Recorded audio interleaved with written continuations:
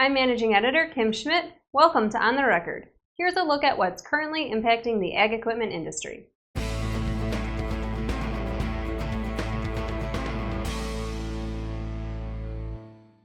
North American farm equipment dealers are somewhat more optimistic about the prospects for increasing revenues in 2017 than they were heading into 2016, according to Ag Equipment Intelligence's Dealer Business Outlook and Trends survey. According to the survey, 22.4% of dealers see new equipment sales revenues increasing in 2017. Of this, 4.2% expect sales to improve 8% or more, and 18.2% forecast sales to be up by 2 to 7%. This compares to just 17.2% expecting new equipment sales to increase the year before. About one-third of dealers responding to the survey are expecting new equipment sales revenues to decline compared to 43.1% who expected declining revenues in 2016. About 45% of dealers are calling for revenues from new equipment sales to be flat in 2017 versus about 40% in 2016.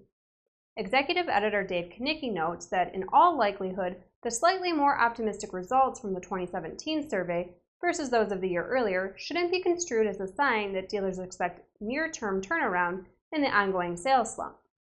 On the other hand, it may be an indication that they believe sales of production ag-type equipment are finally hitting bottom.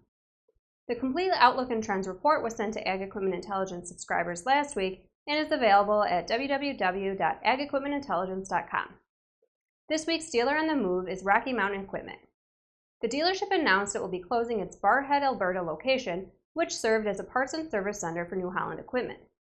The 7 employees will be transitioned to the West Block location. The store will close on December 31st. Now here's Jack Zemlicka with the latest from the Technology Corner.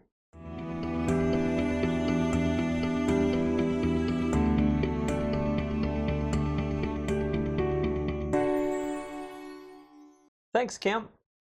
Anticipation mixed with a little anxiety as to how soon autonomous vehicles will be roaming the farm fields in North America continues to build. Some experts and manufacturers forecast that within the next 3 years, the autonomous industry will begin to take shape in agriculture. But just how long will it take for this progressive technology to become a lucrative machinery market? In less than 10 years, the driverless tractor market will be a multi-billion-dollar industry, according to a recent study of robotic opportunity in the ag market. The 2015 study, conducted by Colorado-based market intelligence firm Tractica, forecasts that by 2024, autonomous tractor sales could reach nearly $31 billion. As we previously reported at this year's Farm Progress Show, both Case IH and New Holland unveiled large-scale autonomous tractor models.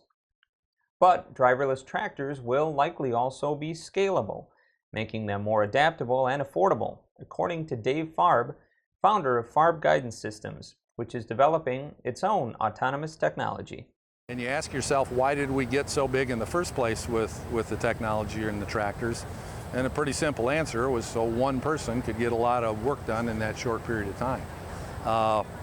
When that person isn't on the platform, you can have as many of those machines out there as you want, and actually they become quite cost effective when that's the case. In some cases, actually cheaper than what the cost is today per foot per machine running in the field. While the Tractica report projects a robust market for driverless tractors in the near future, it will be interesting to see if revenues are driven by sales of large machinery, smaller scale robotic technology, or a combination of both. Back to you, Kim. Thanks, Jack. UK-based equipment manufacturer JCB has outlined aggressive goals for increasing its dealer network while unveiling new tractors aimed squarely at North America. Earlier this month at the corporate headquarters in England, the company unveiled a pair of high horsepower models of its fast-track tractor line. Its new 8290 at 272 PTO horsepower and 8330 model extends JCB's PTO horsepower to 310. The company feels the additional horsepower will open doors to row crop applications where high-speed planting, vertical tillage, and grain cart transportation will fully utilize the tractor's front and rear suspension and ABS braking. Fast tracks are capable of road travel up to 43 miles per hour and greater field speeds than tractors with conventional suspensions without operator discomfort, according to the company spokesperson. Richard Fox Mars, president of JCB Agriculture, says the company has the products to gain market share and has set lofty goals to add dealers in North America to increase their customer base. So right now across the US and Canada we have around 60 dealers, and in our business we significantly need to grow that to give us the distribution coverage that we need.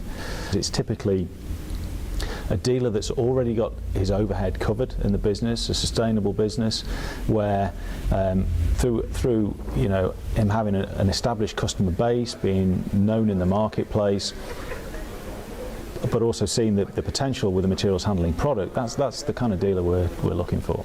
The dealership we're probably looking at is probably one of the big four tractor manufacturers for example, but then the addition of the materials handling business from JCB to that business makes a lot of sense for everybody.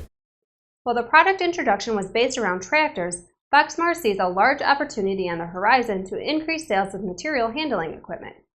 Livestock producers in Europe and the UK have largely converted to wheel loaders and telehandlers for handling tasks, while the North American market still uses conventional tractors with front-end loaders.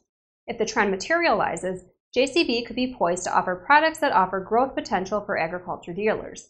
We look at the geography. There's certain areas that the materials handling product fits really well, and we've set ourselves some fairly aggressive distribution growth targets in those areas to give us a bigger distribution footprint.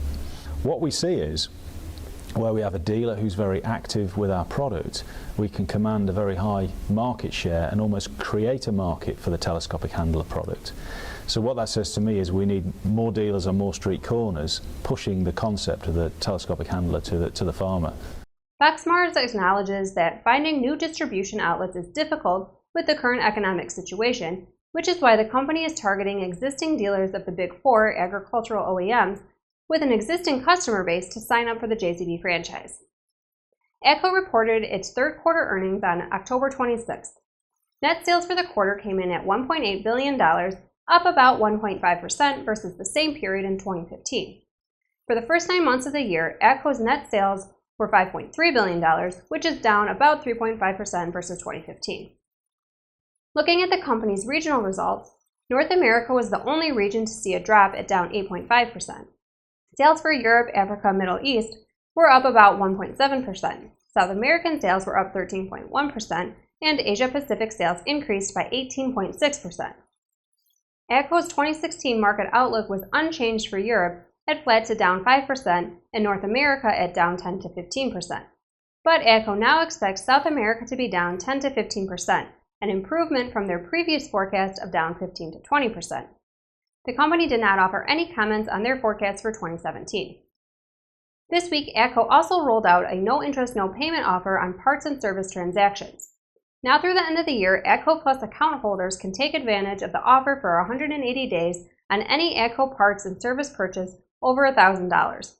And now from the Implement and Tractor Archives. During the winter of 1956, David Johnson sliced a car bumper in half to make skis, used scrap lumber and a Briggs & Stratton engine designed for lawnmowers to create a machine that would let him zip through the snow in northwestern Minnesota. His invention would come to be known as a snowmobile. He did all of this while his boss at Polaris Industries, Edgar Hatin, was on vacation. Hatin was mad to see his employee taking time away from making straw chopping machines, but soon after Polaris transitioned from farm equipment manufacturer to making recreational vehicles. Johnson died earlier this month at the age of 93. As always, we welcome your feedback. You can send comments and story suggestions to kschmidt@lessitermedia.com. Thanks for watching. I'll see you next time.